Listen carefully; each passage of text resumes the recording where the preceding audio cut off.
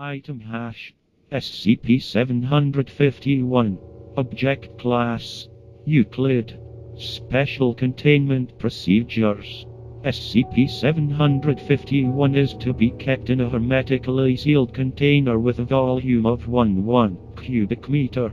The container must be maintained at high humidity, and nutrients detailed in Document 751A are to be injected into the container on a daily basis. If a containment breach occurs, all on-site personnel are to be awakened and the sprinkler system filled with a high-concentration saline solution and activated.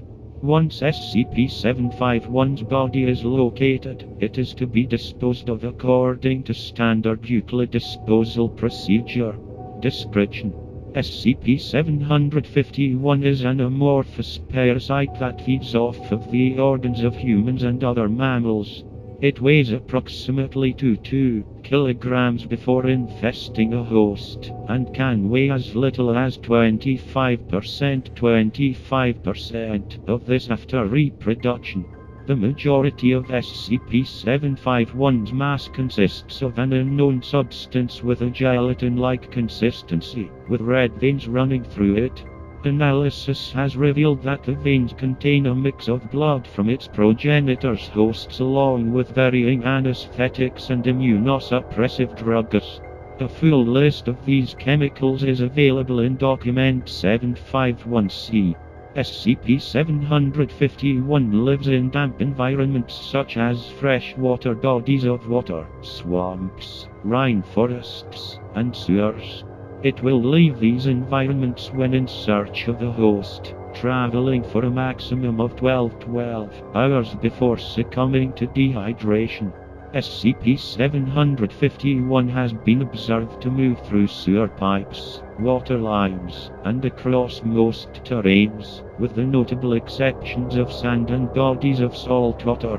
It is theorized that SCP-751 hunts potential hosts by detecting carbon dioxide, CO2, and octanol, although this is unconfirmed as of // SCP-751 begins its feeding process by settling on top of a sleeping host's stomach region and begins to enter through the skin by osmosis.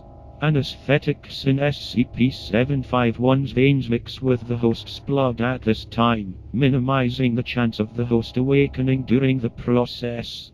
Once within the host's body, SCP-751 comes to rest inside the stomach, quickly shaping itself to line the gastric walls.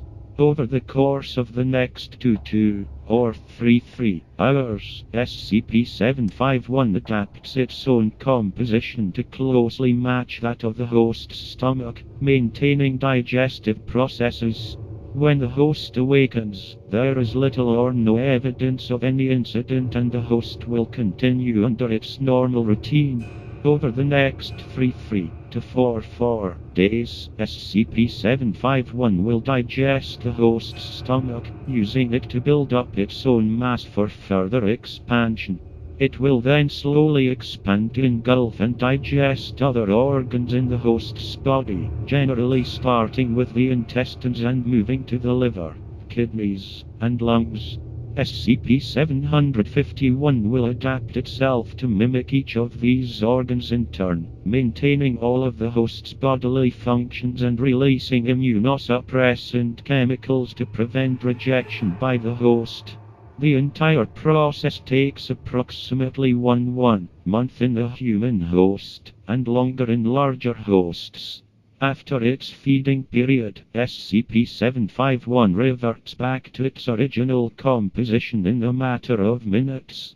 This process lowers SCP-751's density considerably, causing it to swell to a size that the host's body cannot contain. The host's skin will stretch and then burst, releasing SCP-751. At this point, SCP-751 will reproduce, dividing into 10 to 20 smaller entities, which then move to the nearest damp area to grow in preparation of hunting for their own hosts. Addendum: Request to experiment with modifying SCP-7514.